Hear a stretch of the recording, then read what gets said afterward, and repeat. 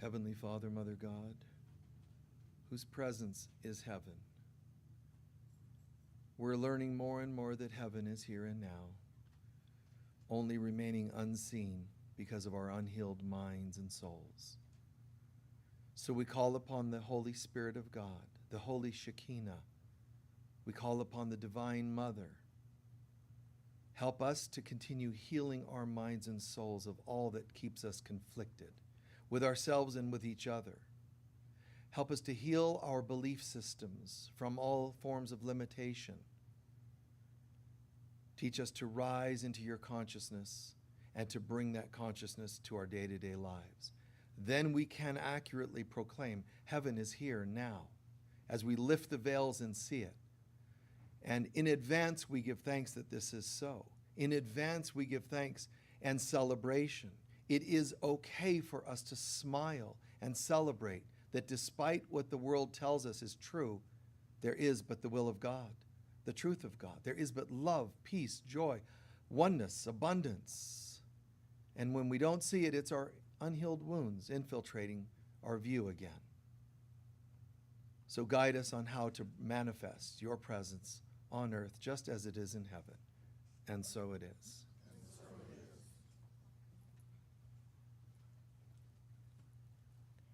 And please join me in reading our mission statement, which you will find on the white cards in the seat backs in front of you.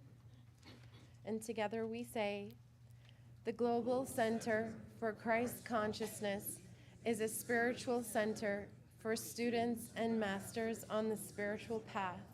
We are dedicated to awakening the inner Christ and to creating a world of love, peace, joy, and abundance. And now for our sacred reading for today.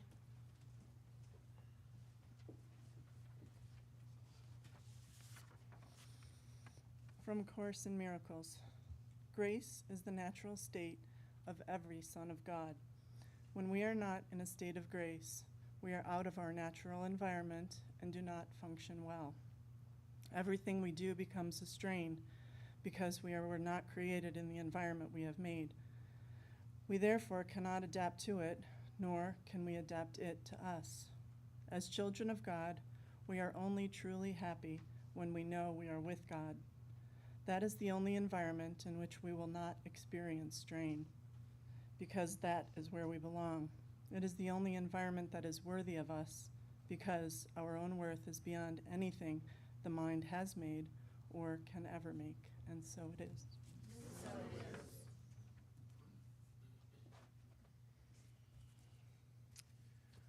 it is. Thank you for being with us today.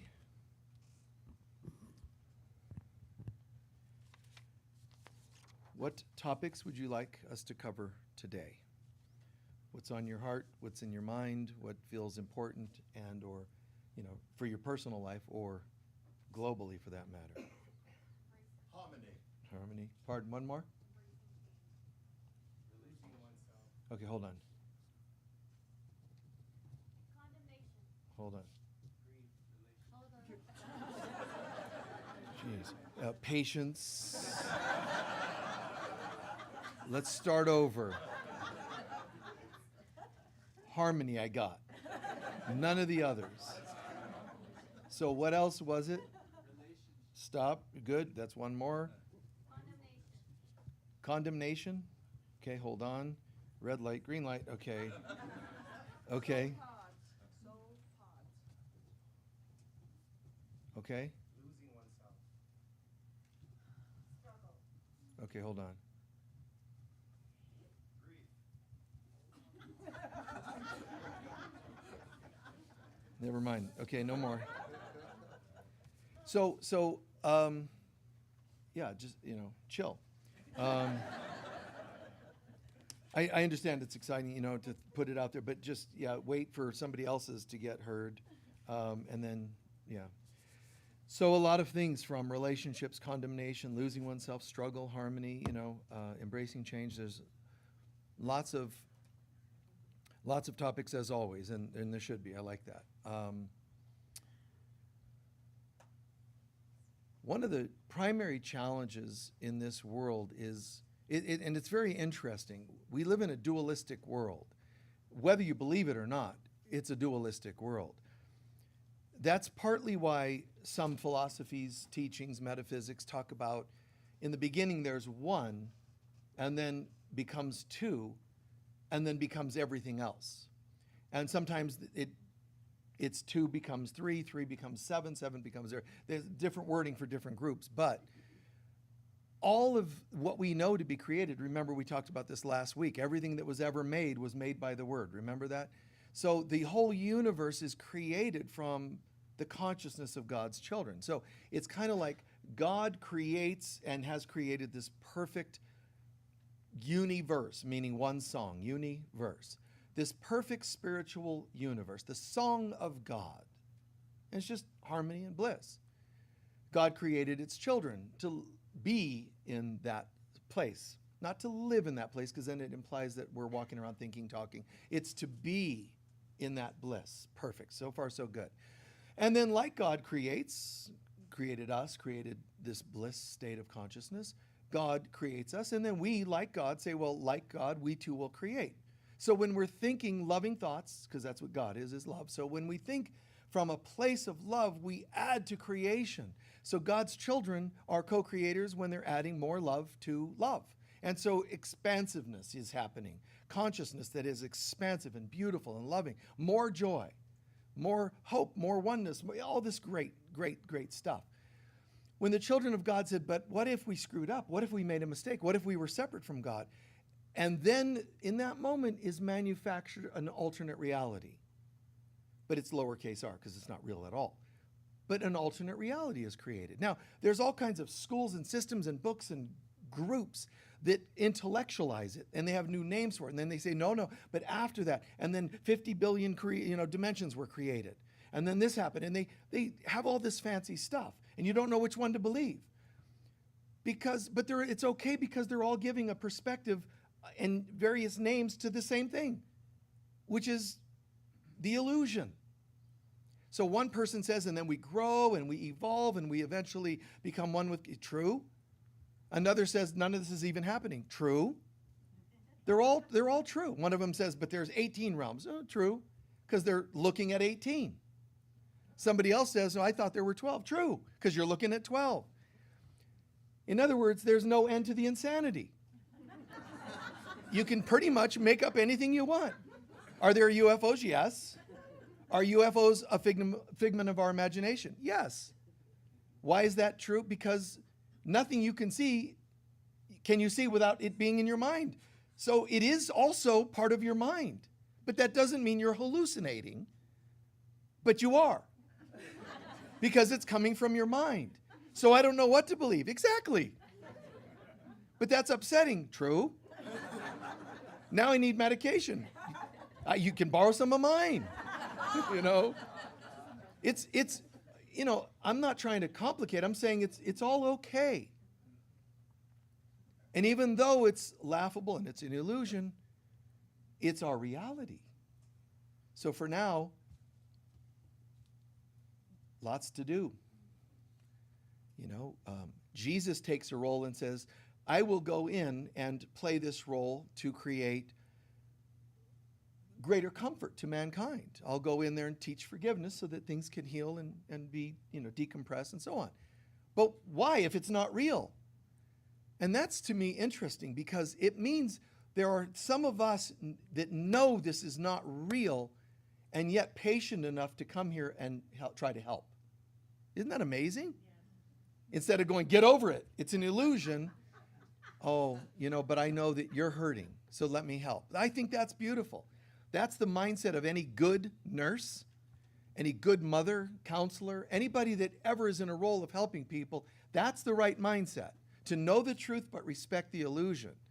To know in the back of your mind, this is not the reality of God. And yet, to hand someone a tissue when they seem to be upset. Be there with them. And it's interesting because as soon as I'm there with you, even though this is not the real world, I'm not going to overly emphasize that, so try not to get too anxious about it. But even though this isn't the real world, when I hand you a tissue, I'm actually inviting you back to the real world because I just showed care for somebody. And it doesn't matter if the care was because their issues were real or not. Who cares once we're home? So when I hand you a tissue and you say thank you and I'm here for you, the love is infinite. The love is absolutely, immeasurable, and it's eternal. So the love is there. And on some level, you're going to get that, even though it's just a tissue. I pay your $5 in the grocery line because you're short $5. Why? Why not? Don't you deserve it? And they're in Safeway, go, what? Because you deserve it. And they might think, oh, do I know you? Oh, you must know that, I'm, and they start intellectualizing, making up reasons why they deserve it. And, you don't have to explain. Just smile. Of course you do. Because what you're sending is a frequency, a vibration, a tone into their soul. The way a singer, and it shatters glass. Except you're sending it into their soul. Don't sing it in Safeway's line. But in Safeway's line, you're like, you're sending this frequency into their soul that's going, my undeservability. Now, one in every so many of them are going to go, oh my God, this is an amazing, and then they're going to go, what are you up to? People don't do this just to be nice. You're going to get that sometimes. You want something, don't you? And I don't know you, and how dare you? 'Cause they're going to put stuff on you, but you have an option. When you do kindness and people can get weird on it, you have an option. You can either play it safe and never do kindness, then they'll never question you. And that's a valid option because it doesn't feel good to have them flip on you. But the other option is just to keep asking for guidance and do good. Do good thoughts, good words, good deeds. That's in Zoroastrianism, in Buddhism, in mystic Christianity, good thoughts, good words, good deeds. And it's not to isolate and intellectualize, well, what exactly are good thoughts? Did we leave one out? Good something else. Thoughts, words, deeds, it meant to cover basically an umbrella over everything. Goodness, period. Be kind. Be a bridge. Be the presence of the Holy Spirit. Be the presence of the Divine Mother. Be there. Be kind. Listen when someone's speaking an ache from their soul. Care enough to listen and help in any way that seems appropriate for that moment and that person. It's not going to look the same between any two people. But how can I be helpful here today? How can I be, the presence of God? And one of your things that you requested, like losing oneself, that gets very tricky because when you try to help somebody, and let's say you see somebody in the grocery line and you $5 their groceries. Okay, great. And then you see them also somewhere else and somewhere else and somewhere else, and you're giving it to the same person over and over. Losing oneself, I'm not saying that's right or wrong. What I'm saying is losing oneself is where you're not even checking in to see, is this the right thing to do? Now, somebody will say, it's always the right thing. Oh, no, it isn't. As soon as I handed you my rent money, and now I tell my landlord I would love to pay rent, but I gave it to somebody who was in need. And my guides told me it is right for him to kick you out of his house because you think you justified some other person needed that money. It's not yours. It's your landlord's. You owe it. So losing oneself is where you're not being responsible. You're not checking in. You assumed. Listen, it's not in your contract, your rental agreement. That says, unless, rent due by the 1st, unless your guides say otherwise. Even in Sedona, I've never seen a contract that says that.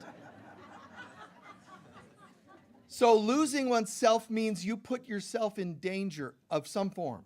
I don't mean always mortal danger. I just mean, you went beyond what you can emotionally handle. I had clients today.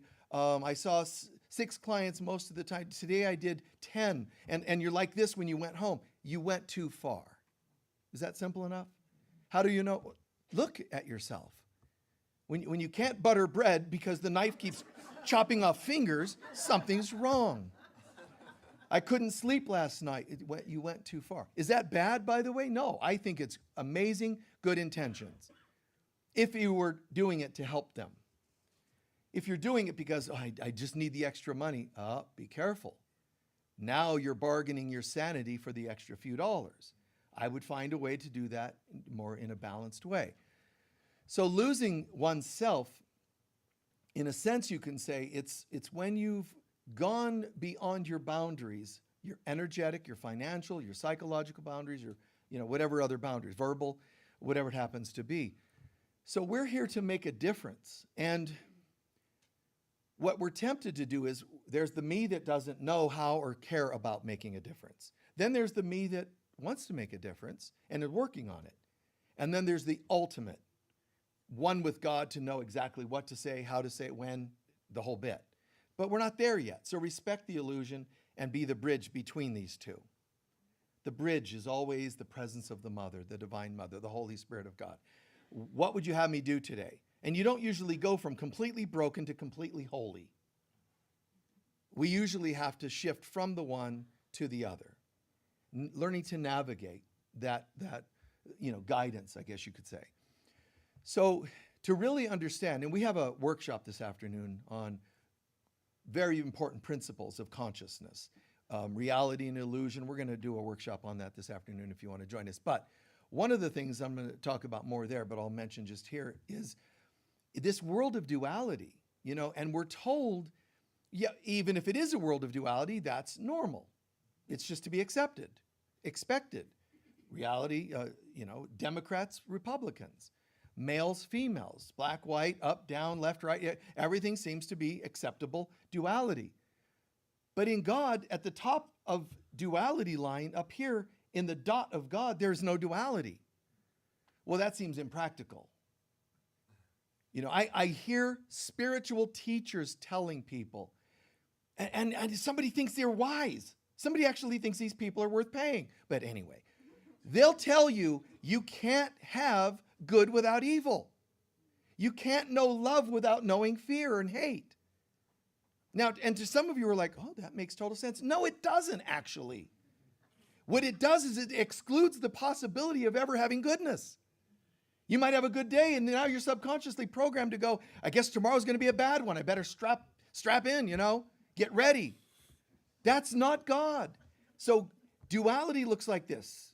It's a false sense of a beginning. There's the beginning of God, which is here, which is true. We went through a veil and recreated ourselves and said, let's start over. We've fallen from heaven, from grace. We've dropped ourselves down here, let's say. This new self creates a world of duality because going through the veil refracts that which was one. So we go through a veil, meaning the illusion of separating from God, and we land here, but we can't land here as one. Because how could you leave God and still be one when God is the only thing that's one? Anything else is an imagined thing. So we go, well, if God's one, let's do two. So we go through a veil, we land here, and we split between this and that. And human beings don't know how to be at peace because there's always something else. I have a good life. I have a wonderful partnership, but they died. So Buddha says, the roots to all your problems is this, that no matter how good your life gets, someone's going to leave or die. That's the promising aspect of a relationship. No matter, and think about what this world, in its sales pitch. Come visit planet Earth, where instead of oneness, you have conflict with everything else. Instead of eternal love, no, somebody's going to die or leave you. Who in their right mind wants to follow this sales pitch? I mean, who? It doesn't make any sense. It's just like, welcome to hell. Nothing lasts that's good, lasts forever. We're waiting for the other shoe to drop. Feeling healthy, but... And then reasons unknown to you, loved ones die on you. Tragedy is happening, and we get so upset. No, this is expected here, man. Let's own responsibility here and go, this is the world we've miscreated. But under it, behind it all, the presence of God. So Buddha also is saying, heaven is all around, but you have to lift the veil to see it.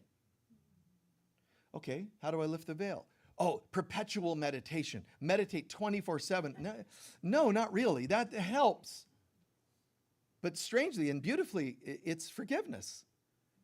The only reason there's a veil is because I thought I separated from God and judged myself for it. That original judgment refracted into, almost like in fractals, it refracted into every other kind of issue I ever had. It doesn't matter what it is. What you look like needs forgiveness. Your success level needs forgiveness. In God, none of these variables exist. There's no kind of prosperous, very prosperous, less prosperous. None of that exists. Perfection, wholeness. So we come to this world and this pendulum swings. You have this and you have that, health and non-health, and then good and evil. But no. So when these teachers are saying you can't have one without the other, watch how I can help reconcile that limited teaching that spiritual teachers often spout. And that is, they're saying you have to have. It's like yin and yang. No, it isn't. But yin and yang, male and female, good and evil, all these things, they're our version of. Listen to that carefully. It's not that they're talking about good, God, and evil. They're talking about God, which they tend to forget, and come down here and call it good days and bad days, good and evil. It's our perception of good and evil. So when someone says, well, can God have an opposite? Because I understand there's good and evil. No, you're not talking about God. You're talking about our version of good and evil. God and the devil. It isn't God. God doesn't have an adversary. There isn't something that, like, if it pumps a few more weights, it might outlift God. It's not like, I don't know, evil's starting to win. All you have is these weird little people. Seemingly good, fighting seemingly evil. And it's none of it's true. There's no war of good and evil, meaning like good guys, bad guys. There's no such thing. Well, no, there was that one war we fought it's never completely anything. There's always money involved. There's always power involved. It's never like just pure intention. Even when it seems like it's pure intention. And Krishna talks about, go to battle in life, go to battle. But he's saying, don't think that when we say go to battle, be the good guys against the bad guys. He's saying you're not going to really know always where you're really at on these things. But just do your best to stick to what you believe to be the right thing. Stand up for the right thing. But it isn't that you got it right and picked the right thing. It's your perception of it. But at least you did what you thought was the right thing. And that's better than nothing. So not doing anything enables hurtful behavior. But it's okay for you to say, no, not today. Fighting the good fight doesn't mean that you were on the winning side if you did what you believed was the right thing. In any war, in any conflict, even couples, the conflict, the arguing. This world has plenty of it. It just doesn't want people to be at peace because the world is created from the evil, meaning our ego, that wants to be contentious and in conflict. So imagine that there's not duality. One, as soon as we went into the illusion, all that was once one started becoming two. And in the laws of geometry and sacred geometry and numbers and so on, when one became two, those two shoot in opposite directions because by nature there's two. If they're not one, they're not going to be reconciled. It's always going to be going in opposite directions because by nature it's two things, so they need to be going opposite directions. So you walk down the aisle. Do you promise to love and respect and till death do you part? Yes. It can't go well.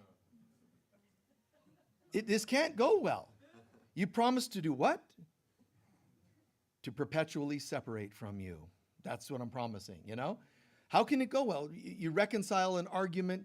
It's still the world of duality. You might think it goes better. You might have treaties in war and battle, but it's still human egos that really don't want to reconcile.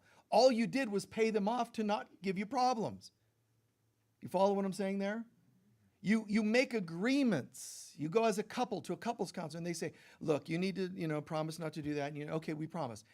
You can't because you're still doing this you might slow it down and go, God, I hate you less. But you're still in a duality with another person. And I don't care how much you think you love your children. They are another. So you go away from them. And there's no solution on earth. The only solution in sacred geometry and numbers and energy and vibration is to introduce the third point, which is God. I don't care how much you and I wish we could get along. Without God pulling us together, it can't happen. Of myself, I am nothing. No matter how much I'm trying, but I'm reading books and I'm going to seminars. I understand, good intention. And I'm doing the right thing. How do we know it's the right thing? Because it's over here and it says right on the chart. And this says wrong. So you're doing man's version of right. So I think that's better than wrong. But there is something else. God. In all things.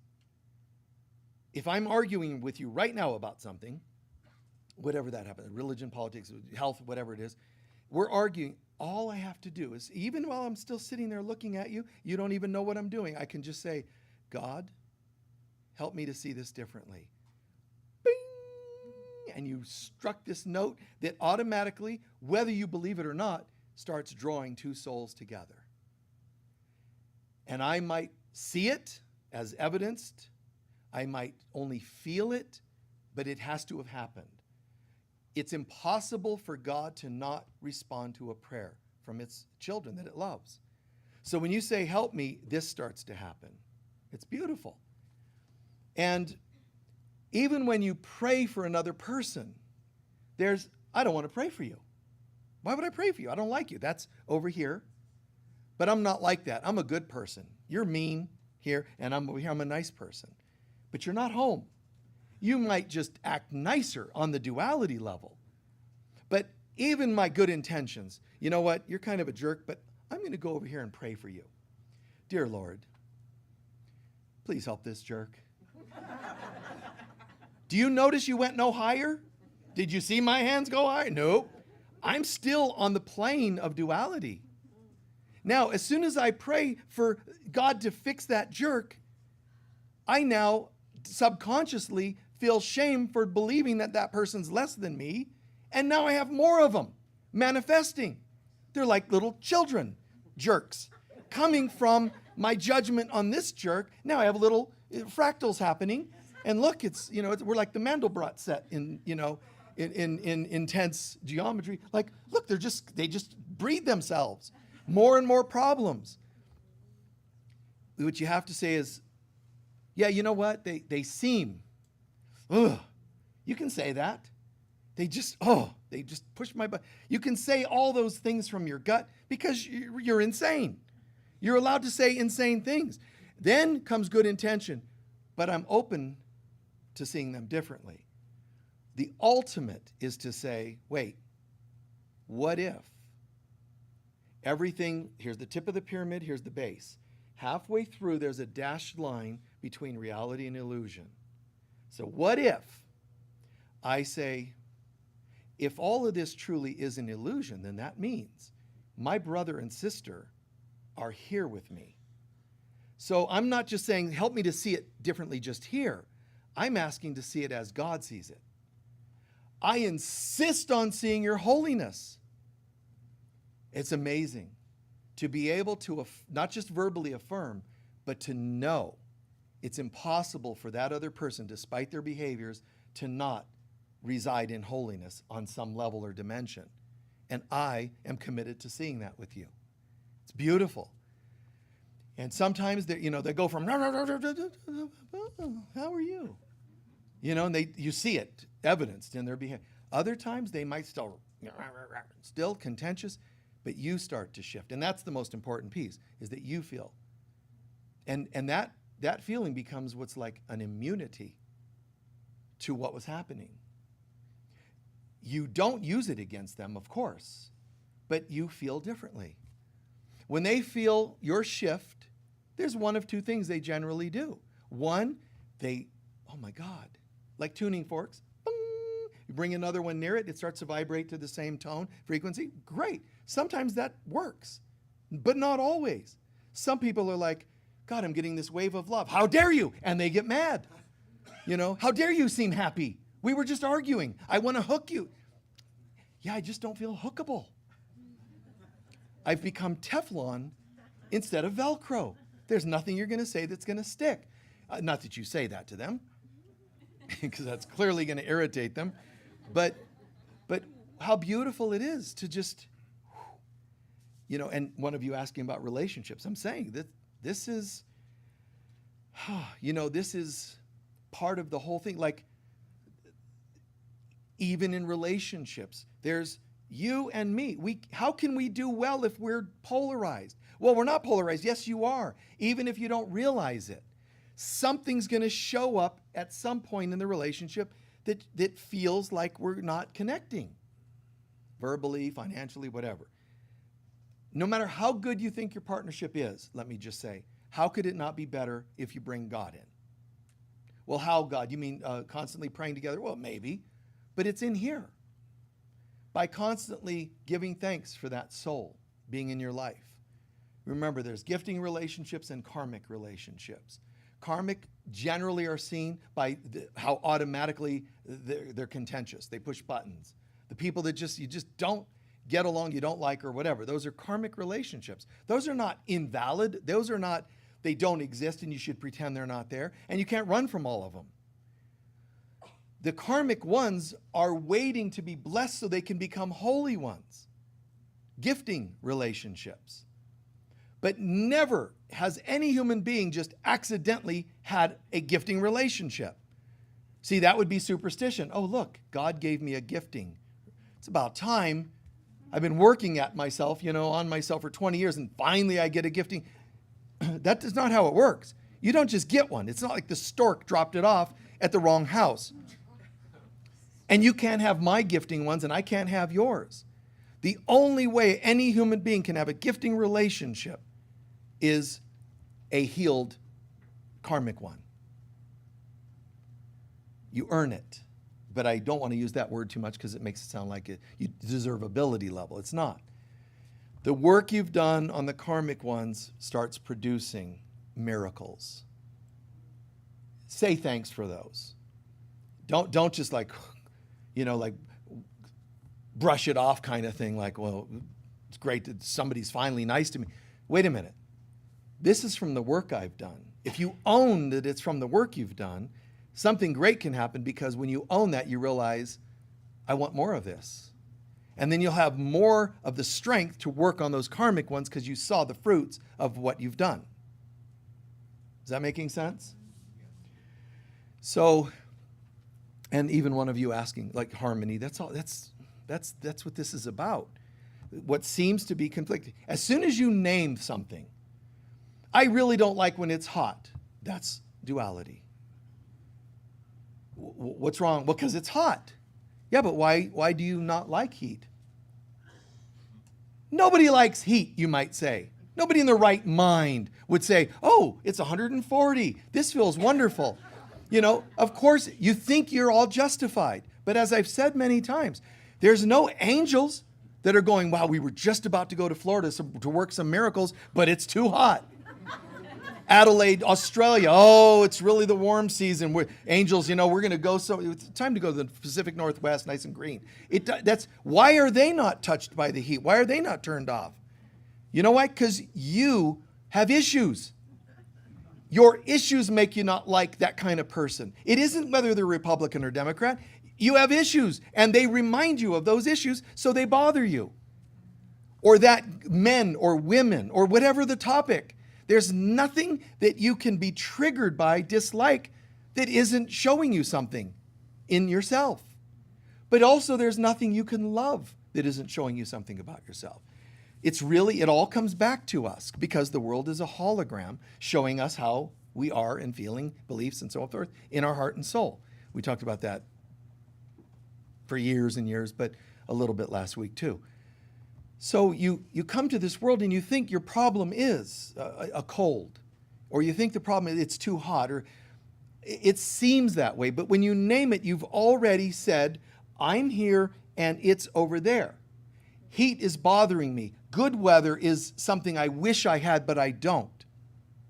More money is something I wish I had. Then you're polarizing it from you. You're pushing it away. And when you push it away, you're creating a tension between the two that something needs healed. So now my issue with, but I have a reason to be triggered by men. I understand. Other lifetimes, this life, someone did this and this and this. I understand the justifications. But are you ready yet to say no to it? Are you ready to say, there's this tension between me and I got karma with males. What are you going to do about it? Well, if they would change, I could be happy. Okay, try that. Try that. Have a journal and tell me, how close you're becoming to all males on the planet being healed, because you're wishing they were healed. What has to happen is I heal my triggers around them and all the tension disappears. And theoretically, instead of pushing away like this and creating a karmic tension, a peace starts to happen. Those who I thought were enemies start to become brothers and sisters. And that's the beginning. It's not home yet. What's going to most have an effect is when I don't even have to do the work. I got to keep working. Only 7,999,090, to go to get all men, my perception of men healed. No. Instead, it's going to be my consciousness starts to heal and all of them go with it. So I'm creating gifting relationships because I no longer see skin color. I no longer see gender. I do, but I don't. I know the truth, but I respect the illusion. So you play along. It's still okay. And you pay your bills and you do things, but your whole perception of it all is changing. So there's that pyramid. My goal is not just to go from challenging life to a better life, which A Course in Miracles calls a happy dream. Still the dream because it's below the dashed line. It is good. It is right to do that. But I go from this consciousness, negative, to positive consciousness. And there are teachers out there that are telling you and they're cheering you on. Let's go for right living, good living, happy living, prosperous. And they're telling you law of attraction or whatever else. They're telling you how to go from this to this. But they don't tell you how to get there. And that's the point you want to go to. More God here and now. If I do the law of attraction, if I do healing relationships, and if I do communication workshops, I think it's great because I'm going from negative consciousness to positive consciousness. But that doesn't mean I'm home. And why do the teachers only tell you about that? Why so many of them don't use the word God? Because they actually don't know about this third point. The most their minds can conjure up is, well, my life's better than it was. I manifested a new car. Wow, this stuff does work. Up in here in God, it's like, what do you mean? What's a car for? For me to drive around in. With what? My body. You don't have a body. Now I feel bad that I even manifested a car. And God's going to say, no, it's okay. I was just messing with you. Inside, there's a craving to know God, and people are willing to let it be placated with just this settling, with this better. I'm not saying better is bad. No, I'd rather go from this to this, for sure. And you will, all of us will go from here to here, not from here to here. If you're watching this if you're listening to this on video, that won't make sense. But, here, there, everywhere.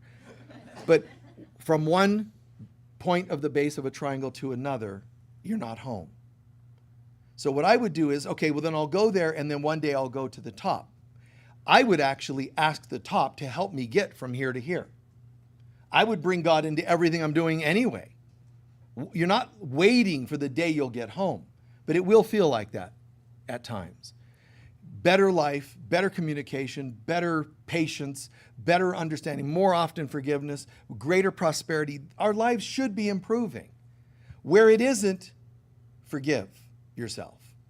Don't look for it as an obsessive person going, if it weren't for that one area that's not quite right. You don't think your ego is aware of that? Of course it's going to go, yeah, you're doing great on all these things, but I got a piece, I'm not even going to tell you what it is. So that way you'll just search and be upset, you see? Even if you figured out what it is, you won't know how to fix it because the ego just wants to mess with us like that. But that's the ego. Our job is not to fight the ego. Don't resist not evil. See it for its worthlessness. You have no value here. You have no real power here. So if I'm working with somebody in a relationship, when we're contentious with communication, we're partners or whatever, or your children, and there's contentiousness, you would like it to all be fixed right away. A human being is going to get sucked into the frustration and the anger of the moment. An evolving being is going to say, despite this, I'm praying that things go better. Does that make sense? A holy person says, and I don't care what it looks like, once I surrendered it to God, all that stuff to God, it's done. Now my job is to live as though. And they're still, You don't get caught in it, nor do you, oh, God, you might not have heard me.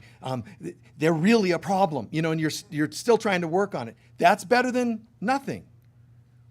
But it's still you trying to fix the world that we created. Instead, shift to the third option. God, I was caught in that. Help me to forgive myself. God, I perceive some issues, and I think I know what we need to fix this, but I know nothing. Show me how to see this through your mind. And it's amazing, because God doesn't go and fix everything like you might think. God sends this wave of energy, which really isn't being sent that wasn't there already, but now you're feeling it because you surrendered to that consciousness that is God.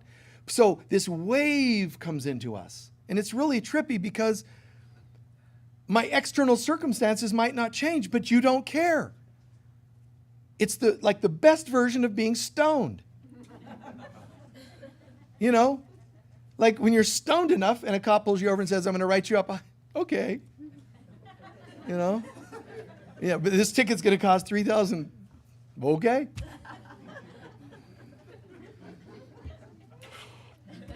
Sounds good to me.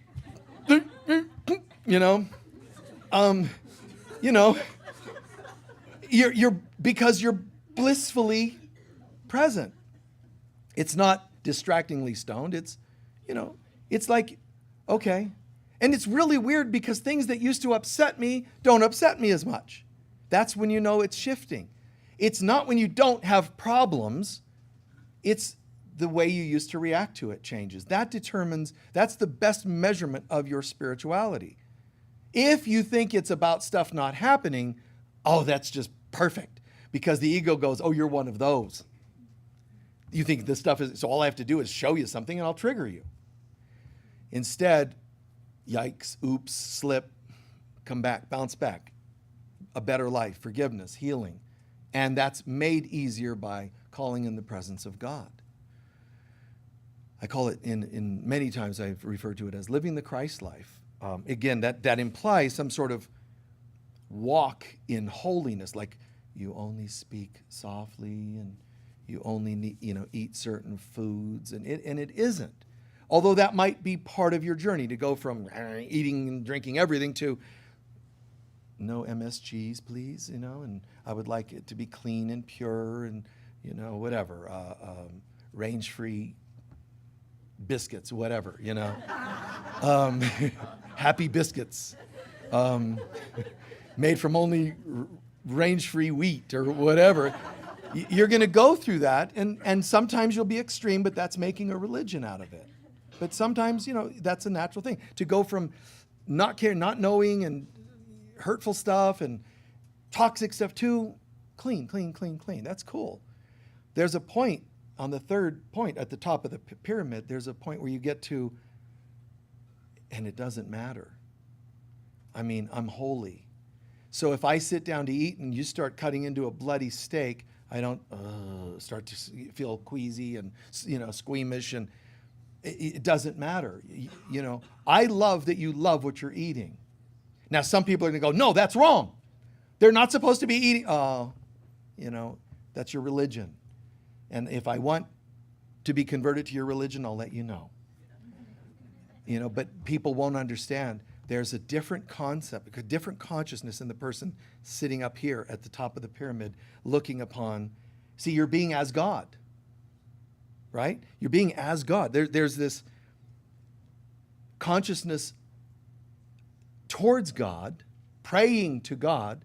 There's this faith in God, but there's something called faith as God. Faith, despite you eating that steak, I have faith that God will keep me safe from the toxic energy coming off of that screaming cow that's on our table, that's been brutalized, and all that to faith as God. If God is with me, what could be against me? Everything's okay. No, but they're eating steak. You know why they're eating steak? Because you need to forgive them for eating steak. They need forgiven. Yes, they do, because what they're doing is wrong. No, they need forgiven. Just let that happen. Okay, fine. I forgive you for eating steak. That's not the highest level of forgiveness, is it? The highest point, when you don't forgive, get God to help you forgive things. When you forgive as God, you see things differently. You're not seeing things that need forgiven and fixed. There's just this wave of blessing. Despite whatever you do, I love you. That's it. There's this wave of love. Now, please don't think that I'm saying you need to do that or you're failing. You're not going to maintain that 24/7 the rest of your life. Everything just peaceful, blissful. You'll see an animal get struck by a car and you will not, everything's fine. Things are going to hit you. They do.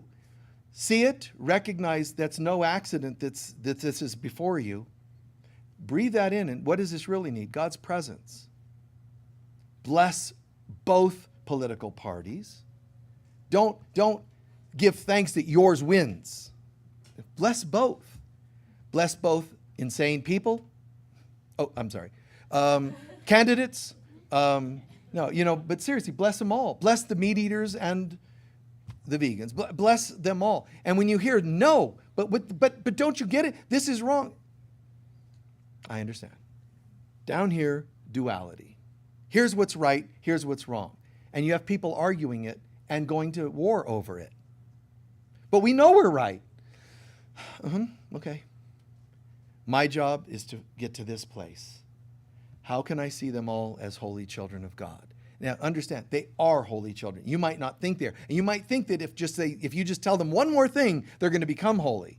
But if they would just listen to me, if only my partner would listen, we would then have it right. That's the world of duality again. Wishful thinking, I wish this, but instead, how can I see them already as holy? And it's funny because you have the right to insist on this. There's that person, they push your buttons, but you have the right to say, no, I actually insist. I totally believe there is a holiness in them. And I want to see them and myself standing in the vibe of heaven. And any ifs, ands, or buts, just get behind me, Satan. Right here. And you're allowed to do this. This is actually our destiny, to be holy again. But the truth is, we never lost our holiness, but we feel like we did. So we created a world that mirrors being conflicted and apart. How are we going to get home but through reversing that? I need to see everyone and everything as holy. You see a rotting tree, termites all over it and whatever. And I see that. That's what I believe I see. How can I see this through your eyes? God. And then, that's the mother being manifested in these ways. The mother's going, this is how the mother speaks to us. Good morning. We're going to have a day today. I'm here for you. If you just want my opinion, here's what I would love to see you do. I would love for you to see my glorious wholeness every second and of every minute today. But that's just me. This is what she says to you every day. And then when you say, I wanted that, but when I walked outside, I saw an animal on the side of the road that was dead, probably from speeding cars. You know how people are. Probably a man, because you know how men drive. Oh, probably from out of state, because all the people from that state, is that. And you know what? It's not like you lose God. You know what happens? The mother says, and so it is. So she manifests as a dead animal on the side of the road. She'll manifest as a contentious person. She'll manifest even as your more reasons to not like men or women or whatever it is. She will actually become an image of it. Why? Because she's mirroring to you where you might heal so that you can free her and she can say, free at last. Now can you see my glory? And we're like, and I saw angels and a miracle happen. And she's like, no, this is there all the time. You just can't see it when you have opinions in the way. Free me. Free me. It's amazing. Just a quick example. There's this cheap TV show that was made. I think like 3 people watched it. Me and 2 of my kids, I think. But cheap TV show, some of you will remember, from the 70s called The Martian Chronicles. And it was a mini-series of sorts. But it was interesting, the whole gist of it, which all kinds of parallels and metaphors. But we're starting to colonize Mars. And there were once Martians, but they're all gone now. Well, what really happened was when we encountered Martians, we thought they were evil, we were killing them. And so we killed them all. They're gone, but they're not. They actually say in the show, we didn't die. All of us didn't die. We shifted dimensions so you couldn't see us. Right? But we will manifest. But there's one thing they couldn't control. They would manifest as whatever you perceived. So this one man finds his son. Oh my God, I thought you were dead. Don't ever. And it's a Martian that's becoming his son uncontrollably, and so on. Well, then there's this scene where this guy is running because the humans are trying to kill him. He's a Martian, and he's switching into different bodies, and they're trying to track him down and kill him. He's running, and he goes into a chapel. And there's a priest, devout priest, up at the baptismal and the altar, and he's praying, and he hears this drip, drip. Is someone here? And he's always wanted to see Jesus. Listen to this. This is cool. Only I could make good out of a cheap show. So he's hearing this dripping sound, and what's here? And he goes looking, and all of a sudden they show you in the back of the room, there's the baptismal bowl, and you see blood drops dropping into the water. And he walks over, and he sees somebody standing over it, and he's dripping blood. And he's going, my Jesus, I've always wanted. And he goes, no, it's not Jesus. You have to get me out of this body. The vibrations are too high, and it's killing me. Isn't that amazing? So we're seeing, there's a Jewish saying, we don't see things as they are, we see things as we are. You're seeing through lenses of your belief systems. And the priest is like, no, don't leave me. He's going, but I'm not him. Don't leave me. You're Jesus. No, I'm not. And that priest had to forego the thing he most wanted to see and project onto someone. In this case, it's transference. A positive is transference. A negative is projection. So he had to, his greatest wish, he closed his eyes, he turned away, and he looked, and he's gone. You see? So people become, and the mother, she manifests to mirror to us our thoughts and beliefs. Whether it's in the form of a harmonious, peaceful life or contentious life or moment. And you might say, but I was in a great mood today. You can't tell me I'm not saying that you literally manifest it 1 second per second, apples and apples. You could have a belief system from 18 lifetimes ago leak into today and manifest as this odd occurrence. Someone for no reason, rages on you. And, that stuff's just a drag, the way we are. But it can't change by forcing people to behave differently as much as changing our beliefs, our consciousness.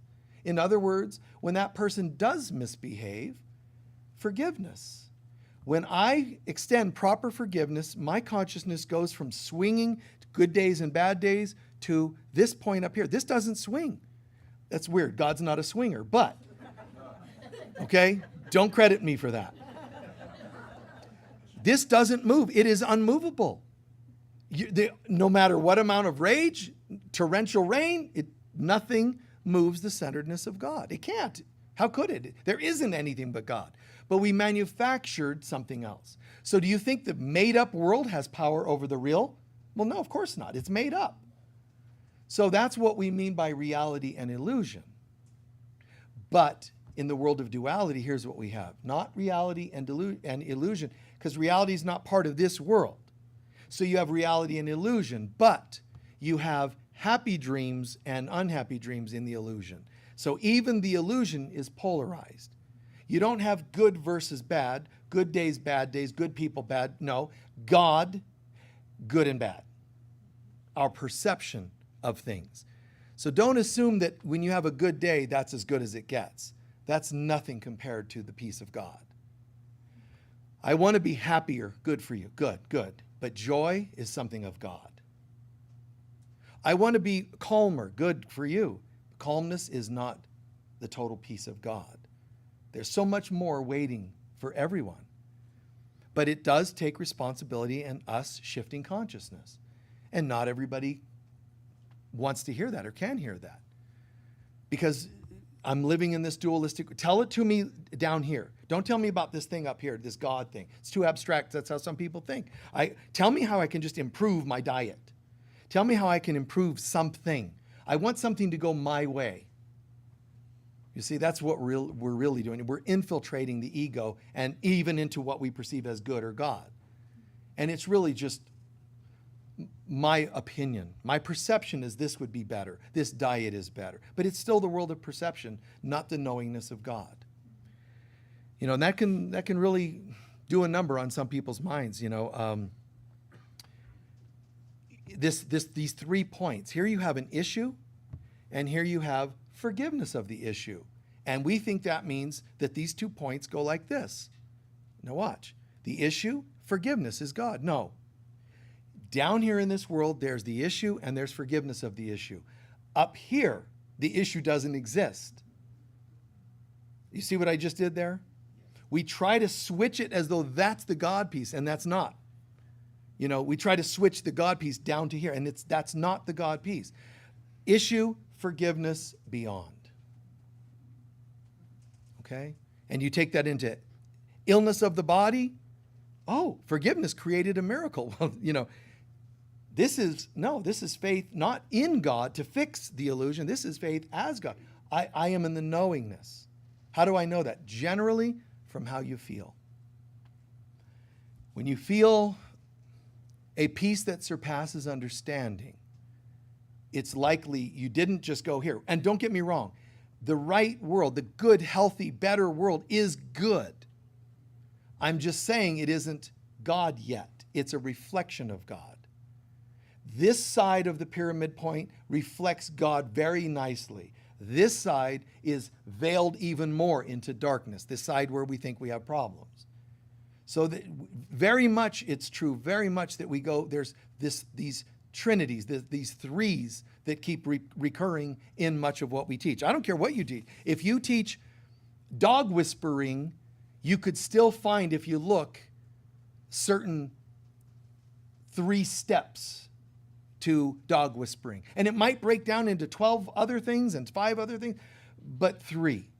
3, you know, I use these 3s because they're everywhere. 3 chakras in the upper, 3 chakras in the lower, and 3 sets counting this set, and this one. 3s, they're everywhere. The Trinity of God repeats itself everywhere, and it behooves us to see that. It happens in your 3 parts of a lymphatic system, 3 uses of blood, 3 parts of bones. I mean, there's a lot of those. And of course, you can break them further, but it's these 3 things keep showing up. So use that as a way to understand the world a little more easily. To understand, well, wait, if I'm trying to get home and there's 3, so there's the brokenness, there's the healing, and there's the healed. You see? Use a consistent pattern when you're trying to understand something.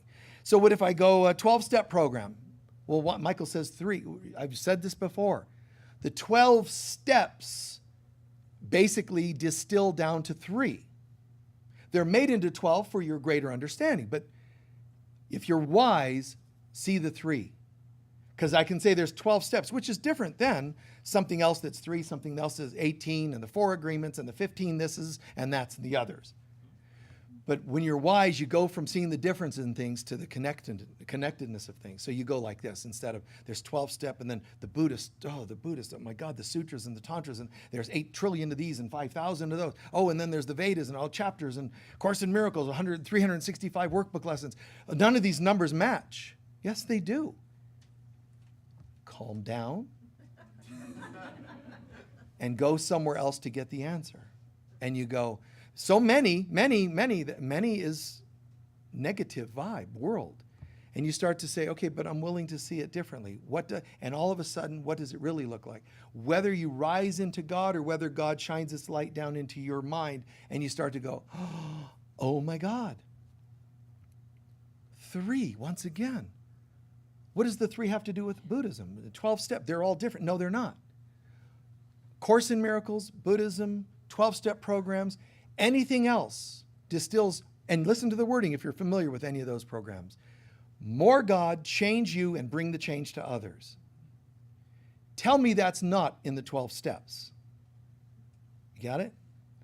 If you're into Buddhism, tell me that's not true. Do you not understand that that's what Buddha taught? More connectedness, changing yourself and bringing the change to others. Are you into Christianity? How can you not hear that in the teachings of Jesus? These 3. A Course in Miracles, same thing. So get away from, I'm so overwhelmed, there's so much to learn. Well, there's a lot you could learn if you want it, but go after those 3. Get more connected to God, let that change you, and then bring that change to others. It's perfect. All your relationships. Oh, there's so many kinds of people, and I don't know what I'm going to do with relationships. I'm gay, or I'm straight, I'm polyamorous, you have all these names. No, you don't have, well, but maybe I'm bi, maybe I'm this, maybe I'm confused, maybe I'm curious. That you could be sure, But there's an answer. Calm down. Calm down. Listen, there's only 3 relationships you can have. Is it gay, straight? No. One is with God, one is with yourself, and one is with others. Now, whether I don't care. Man, woman, or monkey that you're into. Listen to me.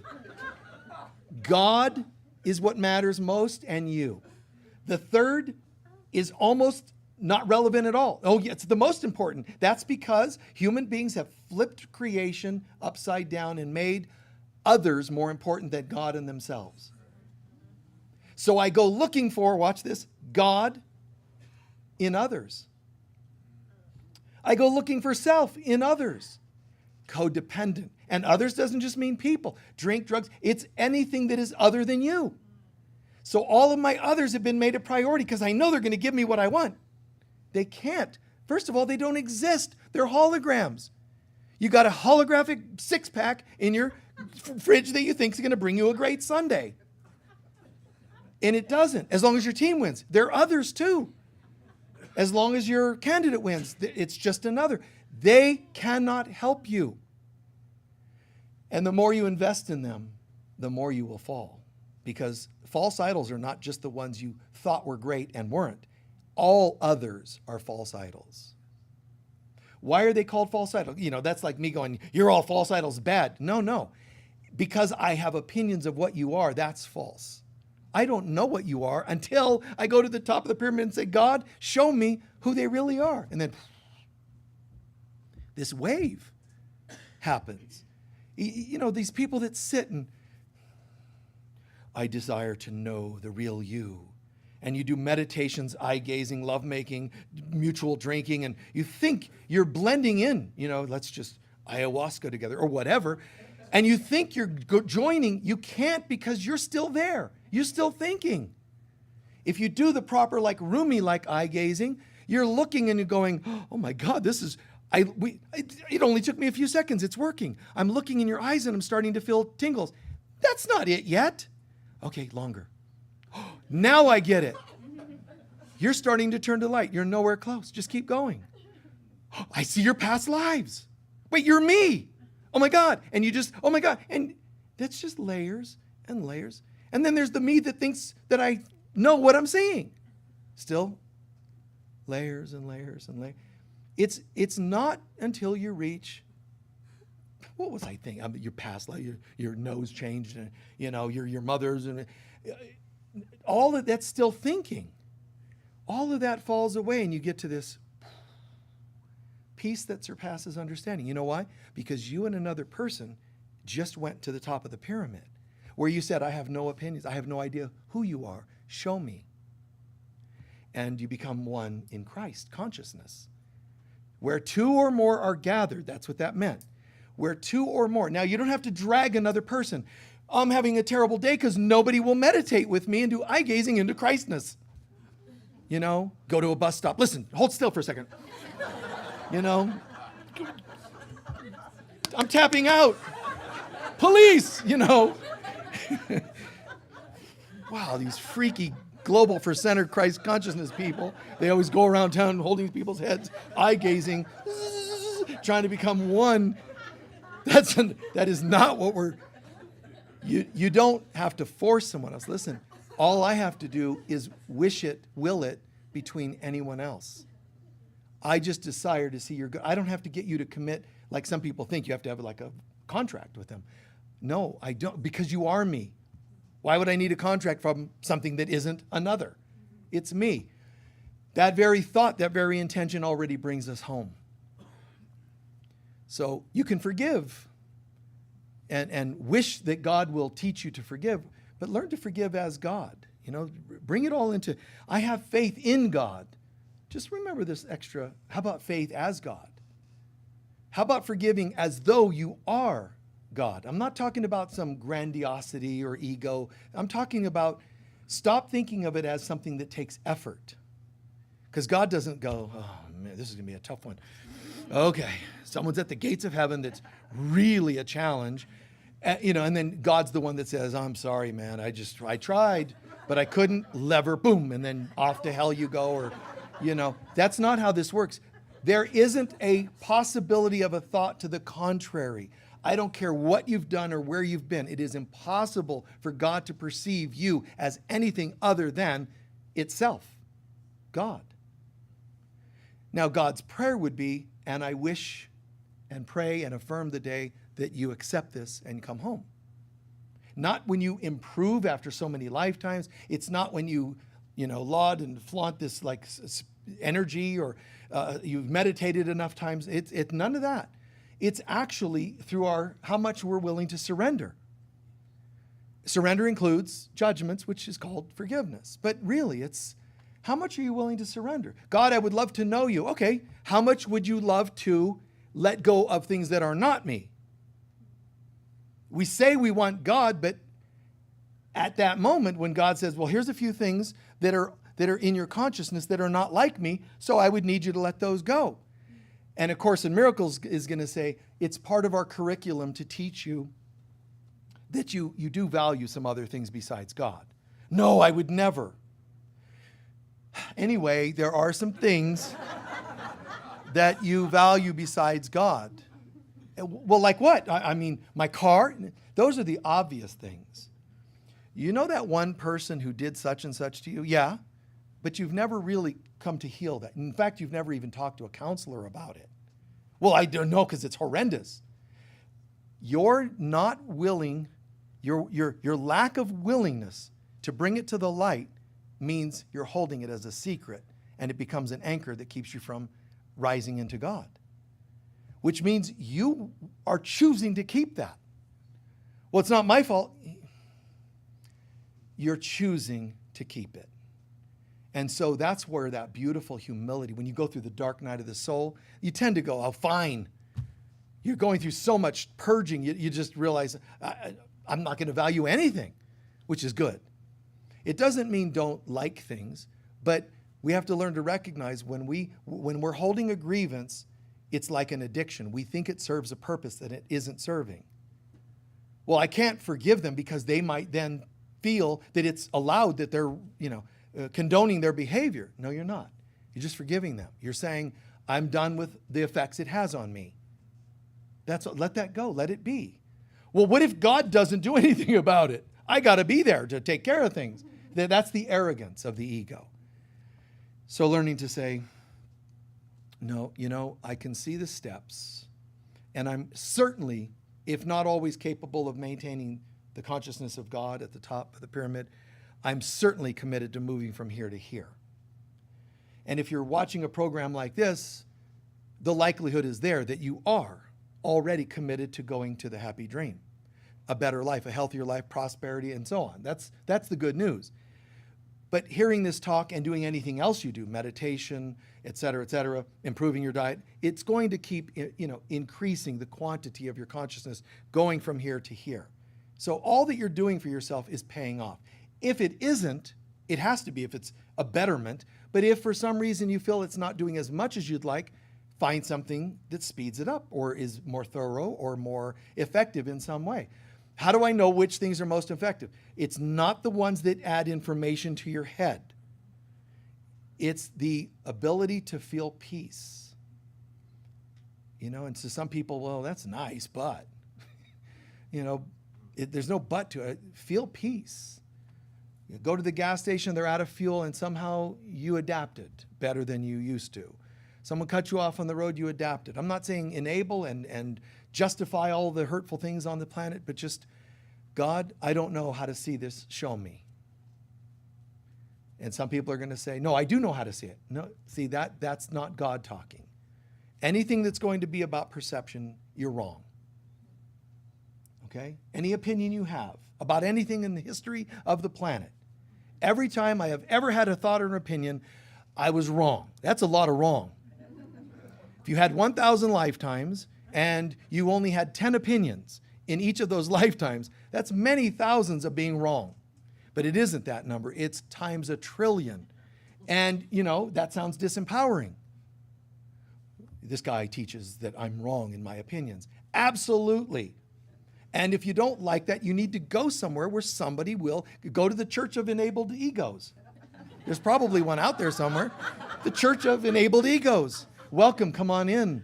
I don't like her either. Yeah, I agree with you. Yeah, that dress doesn't go with her. Really? She's spring and she's wearing winter colors.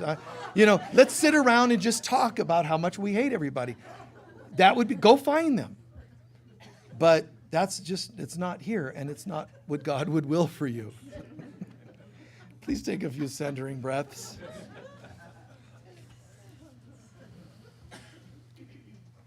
Teach only love, for that is what you are.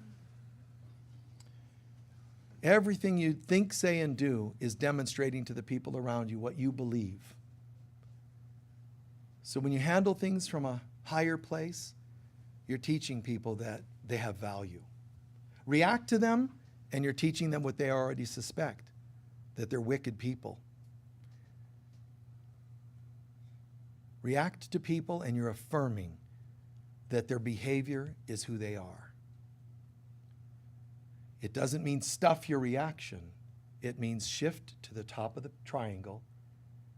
I want to see this as God sees this.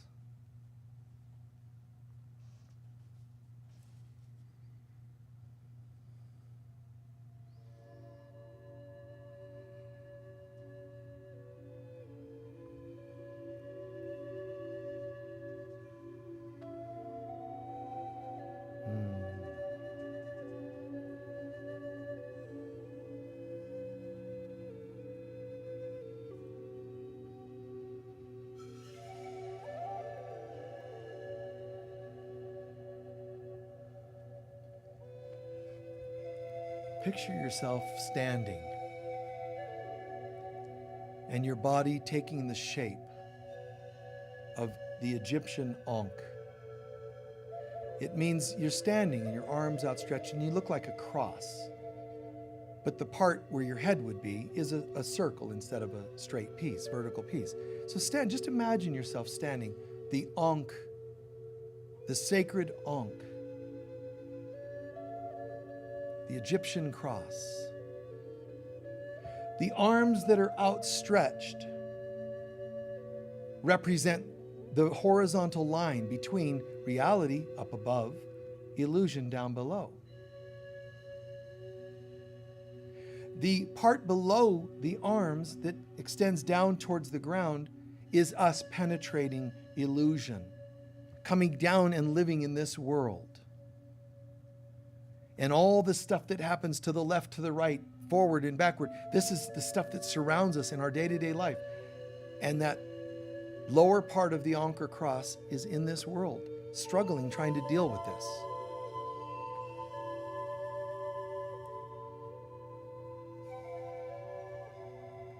But that lower part has a few doors, 4 to be exact,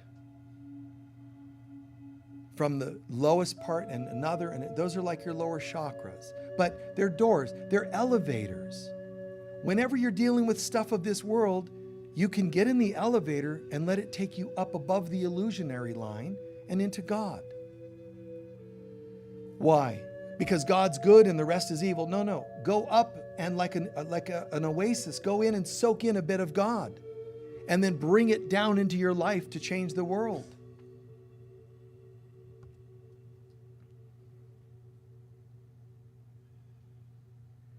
And above the horizontal line is that circle, the loop, the top of the Ankh. And that's the part of me that even when I'm connected to God, I still find myself, the loop takes me around and down into this world. That loop doesn't allow me to stay in heaven. I don't like that, but that's only because that's it for now. It loops me around and brings me down into the earth plane. So the Ankh has that one little caveat, that one little strange bit to it. It still sends me back and doesn't allow me to maintain or remain in God. So what can I do? The loop of the Ankh and the rest, the horizontal and the vertical piece, that's you standing there. Now just watch and allow the whole cross, you, to become crystalline and turn to light. Still a cross, but crystalline, higher dimensional. Take the cross that you are, this beautiful crystalline light cross, and just sit down in your mind and let the extended parts just become one orb of light. Nothing to think about. No vertical, no horizontal, no higher, no loop, no crucifix. It all merges into an orb of light. Here I have nothing to think about or analyze.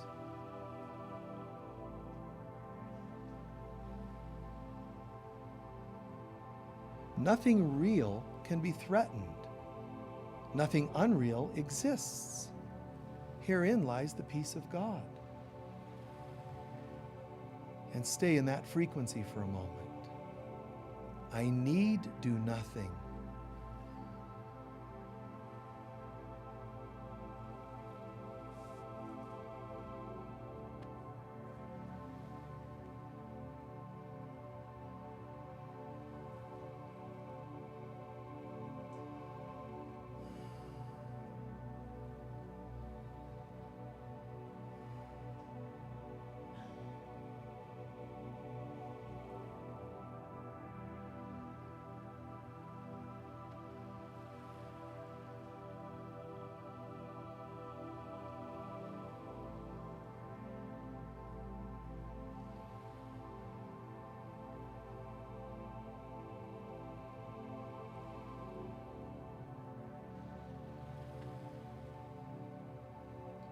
Quietly let that fade away. Let that just fade calmly. Without a lot of movement, not a lot of thinking. Gently stand up.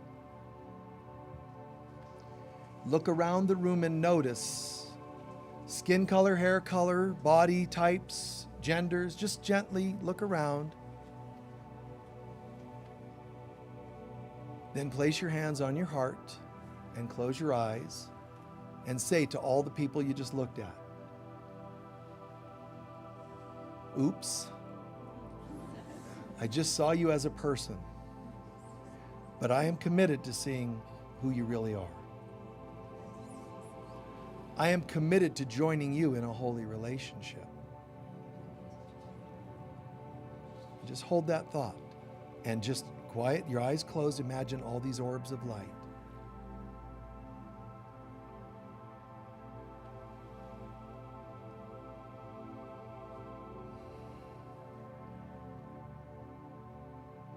And don't just imagine orbs of light, imagine how it feels to be in the presence of that light. That's their Christ self. You would bow if you saw Jesus, but can you, in your mind, honor each other just that much?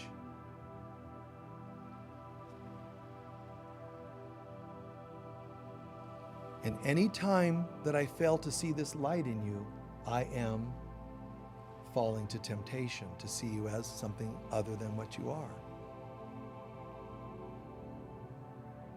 Lead me not into temptation, you say to your mind quietly. Just know that. It's an affirmation. Lead me not. And I refuse to be tempted to see them as anything else. And if I slip, I will bounce back, because I am committed to seeing the holiness in all your children, Father, Mother, God. I know you've forgiven me, but help me to forgive myself for every time in history, present, and future where I slip and fail to see their holiness.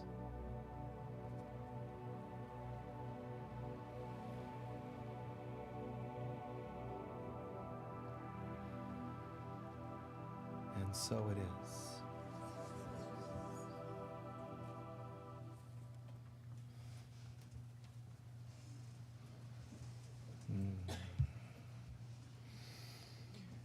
In a moment, we'll do our closing prayer, but just breathe that in and let that soak in a little bit.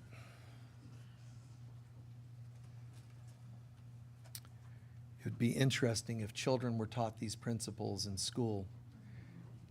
It would be interesting if parents had to actually become mentally healthy before they were allowed to have children. You know, wouldn't that be cool? Yes. Like healthiness, just spiritual awareness and psychological healthiness, you know, gosh. Can anyone share what they learned or heard or experienced, the talk or the meditation that was helpful from today's experience? One verse. The universe is one verse, one song of God, not the one you see. Behind it is the presence of God. The one you see is the one we manufacture and put over the image of God. My opinions, which are shrouding the reality of God. Anyone else? Yes? The sacred geometry of the triangle is going to help. The sacred geometry of the triangle is going to help a lot. He said, good. And it really does.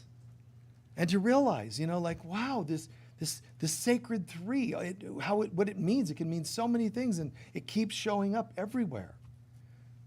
When I think I'm on the spiritual path and I doubt it, am I doing unhealthy? Well, then it makes sense that I'm over here. But if I'm living healthy, and meaning mind, body, I'm working on myself, it's impossible for you not to have made it over here. Give yourself some credit. But if for some reason, when I have to make decisions, it's very simple. We think we have all these decisions. Just try your best to go with what seems like the healthiest decision. Mentally, psychologically, spiritually, sexually, financially, etc. What resonates with healthiness? Then you're probably making the best decision in this world. I would still pray for guidance on that. You see, but I'm moving. Instead of getting caught up in the dualities. I just need to make the right decision. And they're telling me this, and someone else is telling me that. I don't know what to do. You've put yourself in conflict. What feels like it most resonates with healthiness? And sometimes that's goodbye to some people. Yes? The example you gave about the cheap TV show, but Oh. just that the symbolism behind that of closing our eyes to our perceptions and misperceptions and allowing us to see the truth. Yeah, she really, really liked the cheap TV show metaphor, the analogy, Martian Chronicles. Yes? We personify a lot of different things, and I'm paraphrasing what you said. But going from that line of like good, healthy exercise and morals, Yeah. it's also a personification Yeah.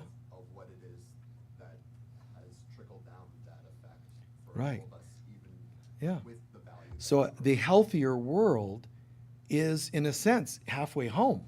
Yeah. It's also the place where the light of God can shine more directly than over here, where we're in the negative consciousness or behaviors. Yes? Faith as God. Do you have faith in God?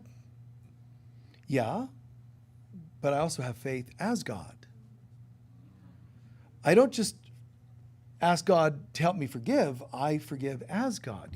We're learning, hold that as my consciousness. But again, not in an arrogant way that some people use this I am God boast. That's different. That's generally the ego still. I seek to forgive as God. I seek to be as God, because I am, ultimately. But even in this world, don't have it down perfectly. Jesus will say in A Course in Miracles, he makes it clear, you will not have that 24/7 in this world, because the world is a frequency of separation. If you hold light in a world that's got a frequency of separation, your body would burst into light because you're holding too much of real consciousness. So it's hard to hold an illusionary consciousness of a body, which is how Jesus allowed that to happen when he burst into light and left an image on the shroud. His burial cloth, yes. When you said God can not answer you, help me to see as Right. you see. And I was looking at, originally, help me to see others as you see them. And then it was help me to see this situation that we're dealing with as you see it. Yeah. And then it was help me to see me the way you see me. Good. And it becomes like a really great exercise. Help me to see the world. You know, we start with fix the world, please. And then, well, wait. Help me to forgive and heal my relations. And you still name things, but then there's, wait, wow. In God, I have nothing to ask. Now, I myself, personally, Michael, I don't try to meditate in that place all the time. There's a reason why. I don't try to go there all the time. I know that it's helpful for me to still sit here at times and anchor God's light. Even sometimes if I have to go way over here, I don't go, oh, so far from home now. It's, you know what, wherever you are, bring the light. And if I'm in the pit, let me bring light there. Generally, this is where we want to live. What Course it calls right-mindedness. It's spiritual awakening. Because there's a sleep, there's waking, and there's awake. Another 3. And I love living in the awakening. I know that, there's in the bliss of God. But I'm like, that's, I love that. Just sitting at. But it's really strange because I'll tell you this. If suddenly you were able to be in that place, let's pretend half of every day, 1/3 of the day you're sleeping. Half of every waking hour is spent in that. I'll tell you, one of the strangest things is you can't relate to this anymore because you're too often up in this. Now it's like, I just realized I haven't had anything to eat or drink in 18 days, this is why mystics and monks in the old days in temples from Africa to Norwegian realm to Australia to Far East, this is why they started developing from the meditation what's called Dao Yin or other forms of acupressure on themselves. It's like, but I'm still here, so I better keep some circulation going. Now, today's, what it's called is, you get up and, oh my God. But back then, they were, it's so mystic, and because they knew it's not just moaning and groaning when you get up, it's keep your body alive. Keep some energy going. So they would do self-acupressure. And then it became sitting poses of Qigong exercises.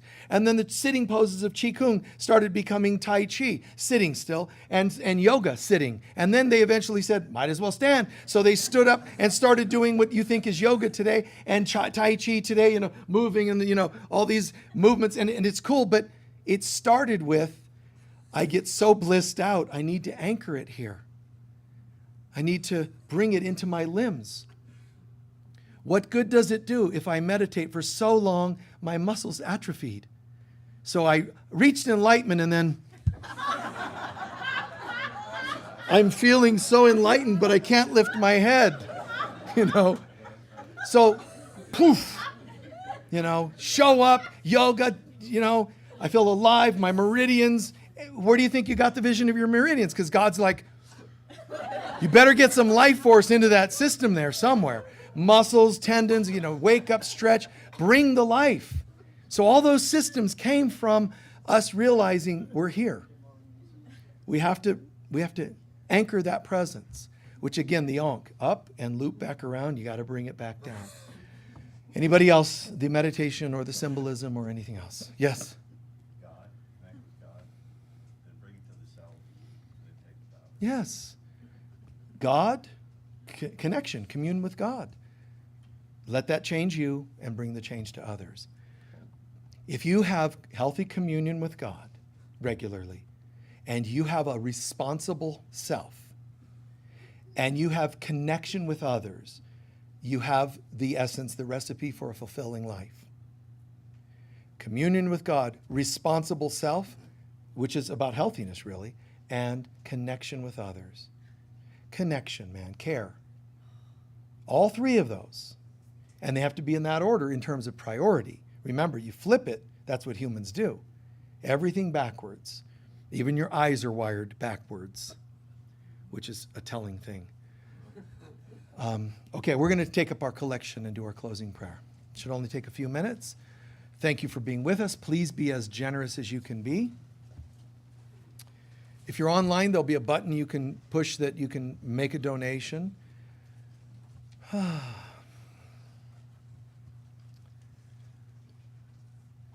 Remember, if any of you are struck with a situation of greater abundance, good, share it with us. But also, if you're struck with, fear and tension. I remember as a kid going to church and seeing the basket and, feeling self-conscious that I was a teenager, let's say, or even young adult. I know, and no person should have to feel that way and be too self-conscious about it. So put your mind in there, put your consciousness, love, just thank us and send a blessing to the basket. None of these people that are ushers, they're all chaplains. None of them are going, tightwad. And if they did, they're wrong about you. So you accept our gratitude for who you are, period. Okay? That blessing that you give will become prosperity or whatever else you're looking for. So hold your love offering to your heart. Sincere words in our prosperity blessing. Together, please. Divine love flowing through me blesses and multiplies all that I am, all that I have, all that I give, and all that I receive, and so it is. Thank you. A few announcements while they pass those out. First, remember, we have our healing counseling circle this coming Wednesday. That's at 4 o'clock in the afternoon. You can watch it online or you can join us, but it's kind of almost like a therapy group that I conduct, and it varies a lot. We cover a lot of just deeper healing. It's kind of like a spiritual healing mentoring group, but it's fantastic stuff. You can read more about it online. This afternoon, we have our workshop, 12 to 5, Heart of A Course in Miracles. It focuses on the book I wrote called A Heart of A Course in Miracles. And we cover the 12 primary concepts, spiritual concepts, love and forgiveness, reality and illusion, all these concepts at a much deeper level. The Daughters of Heaven conference, we'll be talking about that the next 8 weeks or so, but that's coming up in a couple of months. If you haven't signed up, look into it and or sign up right away. The next few days is the final discount, early bird discount time. So get into that as soon as you can, if possible. There's a website, Daughters of Heaven. You can go and learn more about it. Let's see. In the bookstore, we have all kinds of really cool things, but remember, you're not paying tax because it's a nonprofit here. But also, we sell all the gift items, crystals and things, probably at half or a third or 2/3 or whatever, roughly, of what you'd pay in town elsewhere. And that doesn't mean they don't have great stuff. There's some really beautiful things in each of the stores in town. If you're interested, we have a crystal bed that you can use. It's in the healing room outside here in the yurt. And that's just some incredible healing for it. It is. It's really pretty supernatural, especially if you're visiting. You might want to check it out while you're visiting in town, but even locals, check it out, okay? And I think that's it. The chaplains are available after service if you're interested. They do what we call a prayer circle. So you can sit here and join in prayer to help others, or you can receive in general, or you can write down if you have a specific thing you're looking for healing on. The workshop, 12 to 5, there's some time so you can go get some munchies, have something to eat and come back and join us. If you miss a few minutes, don't worry, and you can watch online to catch up the part you missed. All right? Please stand for our closing prayer.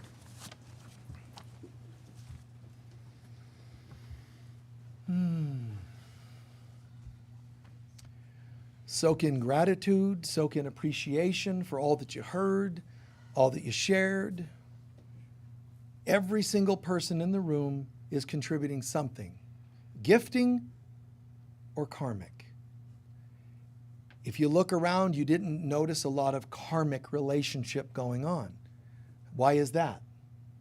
You had to have earned being in a room with a lot of really beautiful people. So kudos to you. That's you and your work with God. We also, however, thank all the other people in the room, even the people online. Thank you, thank you, thank you for mirroring to me my goodness.